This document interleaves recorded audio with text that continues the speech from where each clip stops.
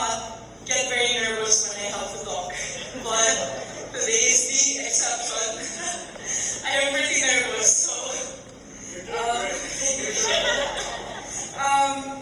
thank you, Mr. President, for this special honor and for the warm welcome. I never in my wildest dreams would I have thought that I would be having dinner here at Malacanang, at the Malacanang Palace next to you, and be receiving such kind and genuine words. And I feel very seen. And hearing that come from you, I feel like all the hard work that I've done is seen. All the hours that aren't on TV are seen and validated and appreciated. So thank you so much.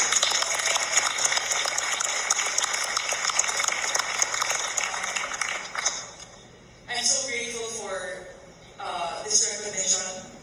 I'm so grateful to be in a room filled with such amazing people. It's so humbling to be in the presence of all of you. I'm so grateful that I am able to share my triumphs, most especially my recent run at Wimbledon with the country. Sabi nga natin, tagumpay ito natin lahat. I cannot begin to describe how overjoyed I am to see how my progress has been received by the Filipino people. And it warms my heart because I know that it comes from a profound and shared love for our nation. With that being said, lubos kong ipinagmamalaki ang pagiging Pilipino.